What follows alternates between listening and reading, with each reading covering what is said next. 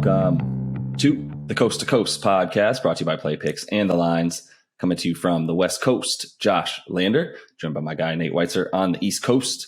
And we are looking at the second day of the first round of these NBA playoffs, the Sunday slate here. In this one, we are taking a look at an Eastern Conference matchup. The Hawks headed to Miami, taking on the Heat after they barely escaped Cleveland in Cleveland there, needed a huge comeback to win.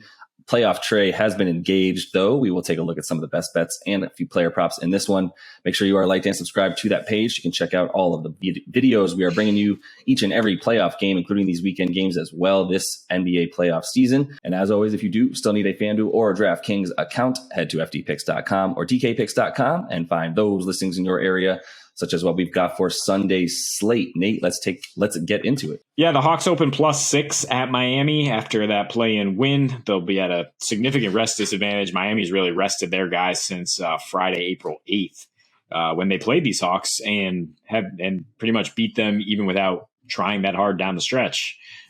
So series price, we got Miami at -370, I believe, right now. +300 for Trey and the boys. The total for game one, 217. And 3 games to follow on this Sunday. We have a video up for each of them. Celtics are -4 at home against the Nets. Total is 224. Seems a little low for a Nets game. Bulls +10 at the Bucks, who have swept them this year. So they're -1100 in that series. The total is 229.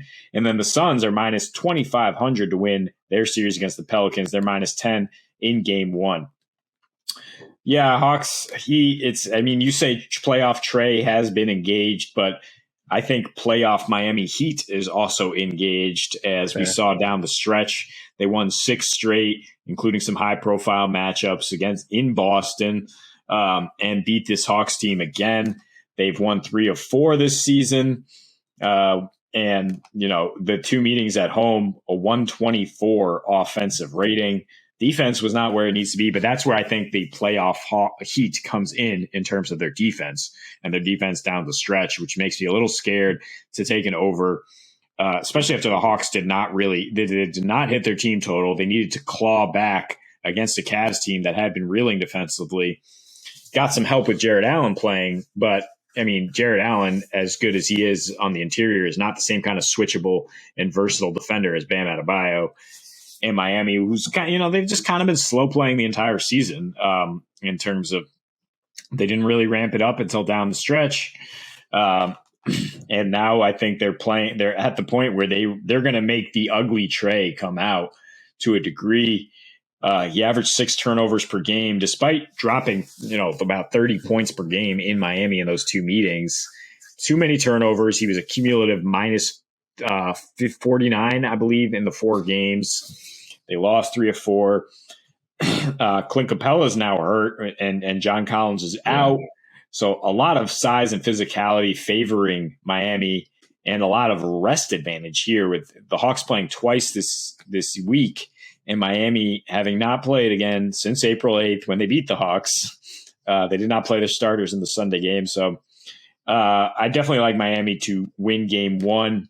I'm kind of talking myself out of this, that they can't cover 6 points. It seems like there is a lot working in their favor, but Trey does kind of defy logic, and it is kind of making me wary of taking 6 points. But I like putting a little bit of a bet on Miami to win by 1 through 10 points at +175 rather than a double-digit win.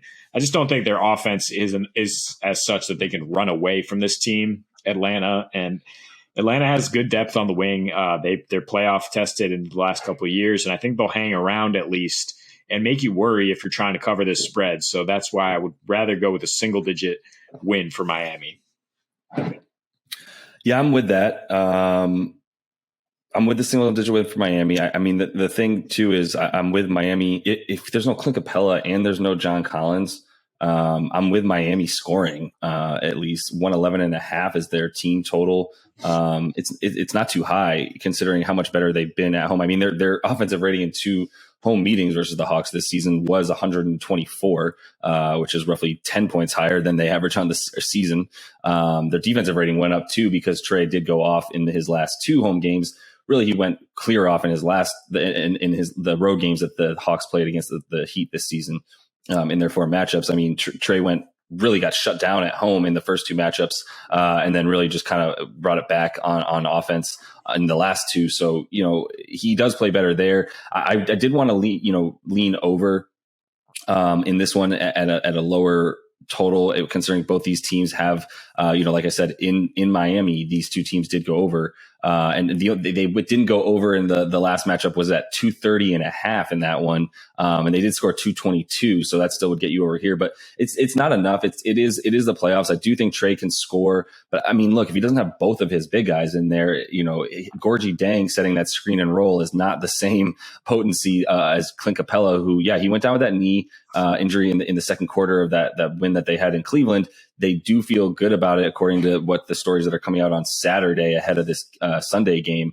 It seems like they're not worried that it's too much structural damage, but what does that mean for him playing game 1? I don't think it's likely. John Collins doesn't seem likely to play still either. We know that without John Collins, that defensive rating skyrockets for the Hawks worse than it normally does. It goes up about 8 points per 100 when John Collins is out this season in a decent sample size there. So, I mean, like I said, I do want to lean over here. If anything, I might, this is one of the situations where I do feel great if I could get 4 points on both the total and the Heat here and get them down to 2.5, and then get that total. If I want to hit the over on that at 212.5, I'd feel better about that for sure. I wouldn't be mad at those 2 bets, but if you're really forcing me to bet anything here, I need to figure out a way to just bet the Heat to win, to be honest with you, because without Capella and John Collins, Trey is going to be great. He can get his 35 and even 12 assists. Although the assists for him are down this season when he's playing in Miami. They're basically saying like you're either going to hit that deep 3 or you make the shot yourself, because we're not going to we're not really going to double you and let other people beat us at this point. They're not really trying to rush him and get the ball out of his hands the way that other teams sort of game plan for Trey by just doubling him at half court, a la Steph Curry. I want to take the over. I want to take the Heat to win. And I think I am just going to, that would be my favorite bet, is either teasing those down or a Miami team total, because I don't think the Hawks are going to have anything to stop them without both of their starting big men. Yeah, but have you met Kyle Lowry in the playoffs at 102 defensive rating? Last time out in the championship season, a 106 individual defensive rating. I think that honestly he helps the Heat more on that end of the floor than he will on offense, but I'm enticed by the prop at DraftKings plus 1,000 for him to lead this series in made 3-pointers. I mean, the Hawks, they have some snipers, including Trey, Bogey, and Herter. But, I mean, Lowry, I think that'll be his main role. And he was kind of, when I say the Heat were slow playing the season, I mean him specifically, too, in terms of his offense. He kind of deferred on a lot of open threes throughout the season. And I think now that it's playoffs, he knows that that's going to be his contribution. PJ Tucker, you could say the same kind of things about it. I mean, I don't think he was intentionally letting the game come to him, but he just wasn't hitting down the stretch. But he will be out there for his defense, bothering Danilo Gallinari. As much as you like the Heat over, I might look at the Hawks under in terms of them not, carrying over those struggles, whatever the Cavs did to hold them in check. I think the Heat can do the same. I'm not seeing their team total up yet, but I guess you would assume if it's 104.5. Yeah. Yeah. I mean, I know it's a lot. That's scary, but yeah. No, I think Vegas is agreeing with you basically. Because I agree with you too. And I looked right at it and was like, dang, 104.5. Vegas is on to the same thing. I mean, look, you don't have, like we said, both their big guys. What's Trey to do without a pick and roll partner or 2 pick and roll partners? Yeah. So, yeah, I stick with my original thought, which is just I think the Heat are going to win, but I don't think it's going to be by more than 10. I think it's going to be in the 108, 103 range. And, okay. Even though the regular season meetings were high scoring, as we're seeing in the playoffs right now with the Mavs and Jazz slowing it down, failing to score, even a team like the Hawks can fall victim to that, especially when you go up against one of the most aggressive and physical teams out there with a playoff tested coach like Spoelstra. I think it'll be hard for Trey to have a big game. I would look at the under on his props as well, just for game 1. He might figure it out eventually, but just for now, yeah. I'm thinking under for the Hawks. And I don't disagree with you. The thing is I'm in a group chat. First of all, by the way, I have to acknowledge what you're saying about the Jazz and Mavs game, which is going on while we're recording this on Saturday. It also means we don't really have player props up yet for the Heat and Hawks game that we're trying to talk about. So, we can talk about it somewhat by predicting what we think those props will be at for each guy. And either way, you expect trades to be high 20s. And if you feel like he's not going to be, as effective as he normally is, without, once again, his pick and roll partners, and against the Heat team that he has struggled with a lot, even if it was just at home, he's struggled in his career against them pretty well, as a lot of guards, I'm sure, do. The one thing about the Jazz Mavs game, yes, it's going under. The pace isn't exactly the reason, though. Donnie Mitchell going 1 for 9, and nobody else on the Jazz besides Bojan Bogdanovic being able to score is the reason that game is going under. Then Dinwiddie and Brunson went cold as well, although we do like their props. Just throwing that out there about that game. This game, it's a total, whatever. You can say what you want about it. But I don't think that you should be too worried about Miami if we don't see Capella tomorrow, which I don't think we will. We probably won't see John Collins. I wouldn't be too worried about it. The under for their team total. Yeah, I want to go that way with you as well. I think that 1 to 10,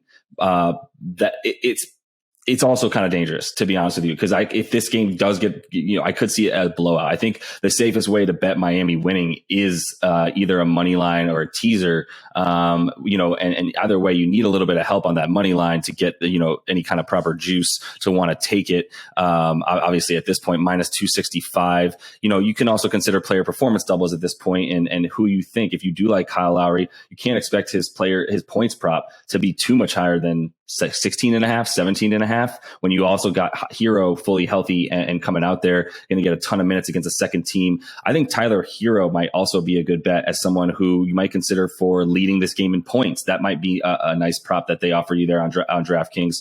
Maybe his 3-point prop sits at a nice 2.5. If there was, it's one of those things where I see it at like, if it's 2.5, you'll probably get like minus 130, 140. If it's 3.5, now you're talking like plus 120 for Tyler Hero's 3-point field goals as well. And lastly, I would say one thing to throw out there for Trae Young, maybe take some unders on most of his offensive props. His turnover prop, I would also take an over, though, there, as he has averaged 6 turnovers a game against the Heat this season. So I can't imagine they're going to have it at like 5.5, right? Like, so if it's at 3.5, 4.5 turnovers for Trae, I would hit the over there as well. He's going to have to be forcing it no matter what. I think that his field goal percentage will suffer and his turnovers will be there. He might get the points if he just on sheer volume, but nobody else. We'll see who's able to even come with him on that. And that's why, the Heat to win is the safest way for me to get some money back there. That is all the time we have for you on this one. Make sure you are liked and subscribed to that page. As they mentioned, we are bringing you every single playoff video, including these weekend games. So until we see you next, happy betting.